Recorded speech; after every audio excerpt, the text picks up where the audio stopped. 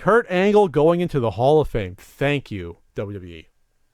Kurt Angle is so deserving of going into the WWE Hall of Fame. Arguably the best in-ring performer overall of the past nearly 20 years. I mean, he came, early 2000 in the WWE? At least the last 15 years. Had a great run in WWE for, 7 years. Wrestled tons of great matches against everyone from Chris Benoit to his great matches with Brock Lesnar. Or they have an Iron Man match, that WrestleMania match, where Lesnar beat him after he botched the shooting star press trying to jump 50 feet across the ring. But Kurt Angle won a gold medal in '96 with a broken freaking neck. American hero in terms of doing that. Really surprising, though. What surprised me about Kurt Angle, and this is not just me, this is people in the biz that said how quickly he caught on. Almost right away, you can see that he was getting it, that he was never going to be a face at the start. He was going to be a heel, that people got on for being the smug American hero, that thought he knew better from anyone else. The three eyes, what was it? Intensity, intelligence, and what was the third eye?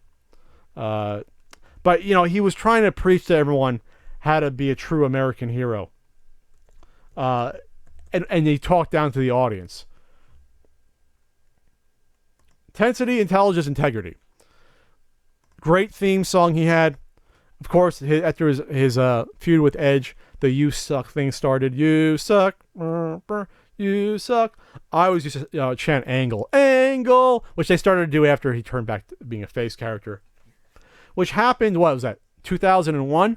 In one of the most memorable years of wrestling due to the invasion angle, which was fucking awful, but there were highlights. One of them being, remember the heel Stone Cold after he joined forces with Vince McMahon? Probably the best Stone Cold character ever was crazy, psychotic heel Stone Cold Steve Austin. When he beat up The Rock with the chair at that WrestleMania. And he had the best interplay with Kurt Angle.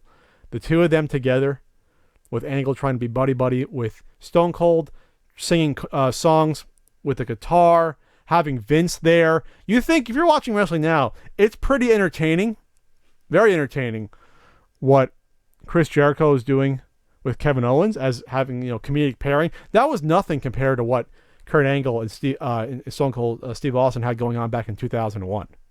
Like that could have been the best work ever.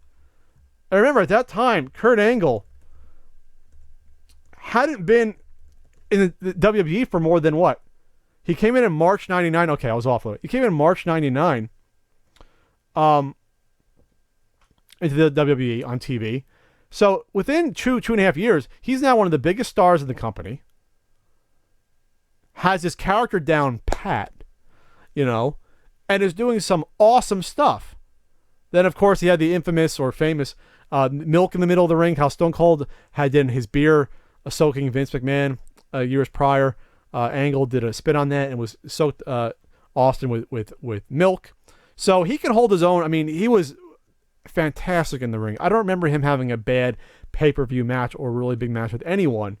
And then he stays around with the company until what? About 2006.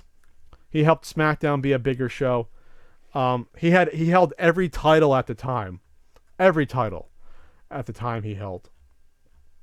Then he goes to TNA in 2006, and it's been there for 7 years, and really helped that company a lot. I didn't follow him. I think I only watched TNA for the first year or so and got out of it. But he was member of the Main Event Mafia. He fought people like Booker T. I think he fought Sting. Yeah, Sting was one of his bigger feuds there. He feuded with Jeff Jarrett before Jeff Jarrett left as being a wrestler, 5-6 years ago. Again, this is all, I'm not a huge TNA guy to follow it, for better or for worse. Now he leaves. I mean, there's been murmurings about this for at least 1 or 2 years that Triple H has been talking with him, and it's all public trying to get him back into WWE. And he belongs there. He absolutely belongs in the WWE. I hope they let him wrestle. I don't know if sure he'd pass a physical. I mean, he's an older guy now. I mean, he's still probably in phenomenal shape, but he's 48 years old.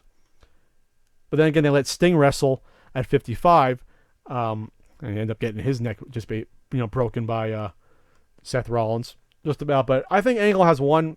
If you can have Goldberg come back and wrestle, let Angle wrestle a few more matches. I think he has it in him. He's entertaining as hell on the microphone.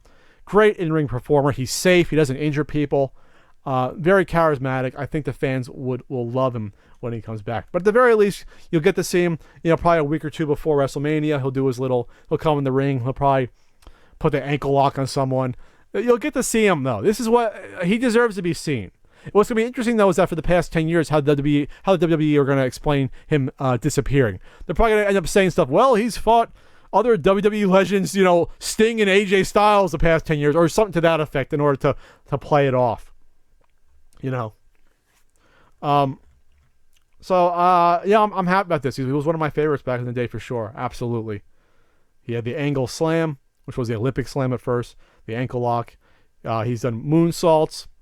And he's just he's had his issues in the past with substance abuse and drugs and things of that nature, performance enhancing drugs. But let's have him back for one last run. I love to see him actually face Goldberg and beat him in a drawn out match, like a really good 15-minute match. That'd be fantastic.